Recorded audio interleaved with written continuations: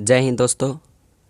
इस वीडियो में हम लोग जानेंगे जो त्रिभुज का एनसीईआरटी का एक चैप्टर है त्रिभुज, उसमें जो प्रमेय 6.3 है जिसे हम लोग बोलते हैं ए समरूपता यानी ट्रिपल ए, यानी इसे बोल सकते हैं कौन समरूपता।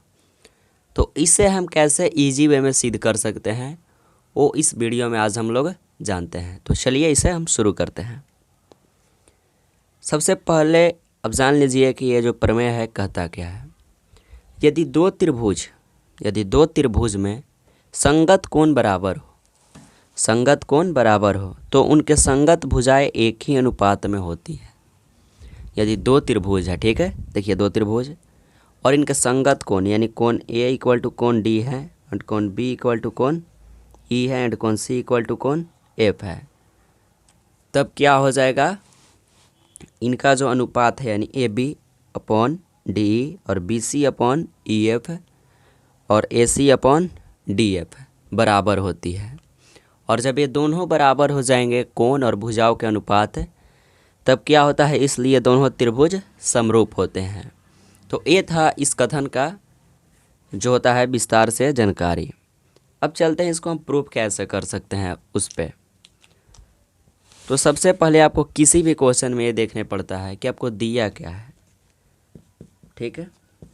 तो हमको दिया है कि आप लोग दिया है क्वेश्चन में क्या, देखिए संगत कोण बराबर हो यानी कोण ए बराबर कोण डी एंड कोण बी इक्वल टू कोण ई एंड कोण सी इक्वल टू कोण एफ,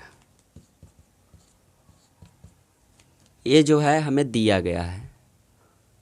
इसका जो हम प्रूफ यहाँ से लिख रहे हैं, ठीक है, दिया गया है। और हमें सिद्ध क्या करना है उस पे फोकस करिए। हमें सिद्ध करना है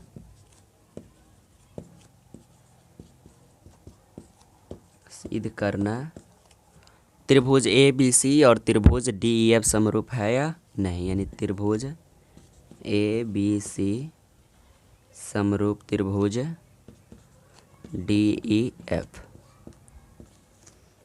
ठीक है। तो इसे क्या करना है, समरूप हमें करना है। तो चलिए हम इसे अब समरूप करने का जो मेन तथ्य है उस पर चलते हैं। तो यहाँ से हम केस 1 से चलते हैं, ठीक है। और केस 1 क्यों मैंने लिखा है आपको अभी थोड़ी देर में पता चल जाएगा।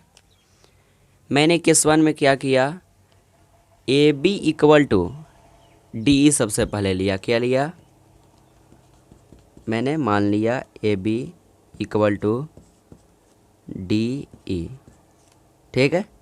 मैंने मान लिया A B equal to D A, यानी आप लिख सकते हैं माना, ठीक है।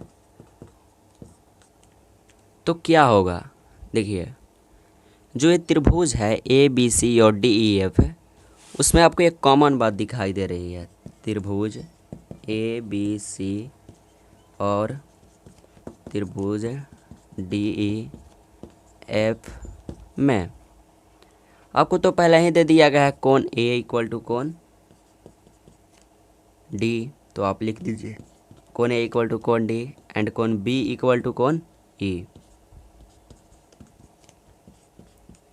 एंड आपने थर्ड क्या निकाला, कोण, माफ करिएगा कोण नहीं, इसे देखिए आपने क्या माना है, A B equal to D है, D A B equal to D आपने क्या किया है, माना है इस त्रिभुज में।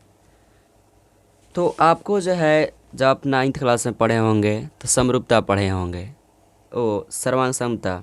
तो सर्वांग समता में जब दो कोण और एक भुजा बराबर होते हैं तो त्रिभुज सर्वांगसम हो जाते हैं, ठीक है।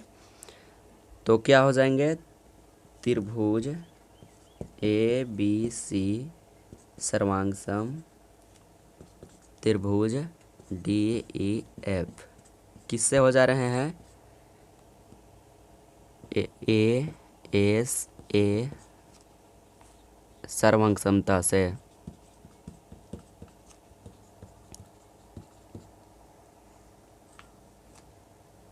ठीक है। देखिए ए एस ए का मतलब होता है ए यानी एंगल, ए माने साइड, और एमएसवी एंगल, यानी दो कोण और एक भुजा। देखिए दो कोण और एक भुजा।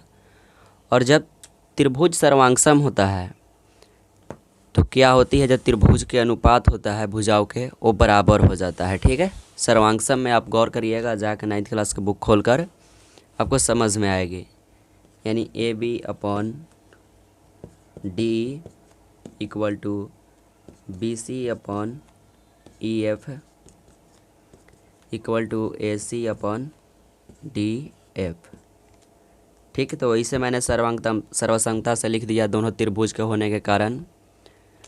तो अब आप लिख सकते हैं, देखिए दोनों शर्त जो होता है त्रिभुज को, जो दोनों शर्त मानने पड़ती है वो दोनों यहाँ पे हो गया है। यानी देखिए अब पहला शर्त होता है संगत भुजाएं बराबर, तो संगत भुजा पहले ही से क्वेश्चन में दिया है बराबर है।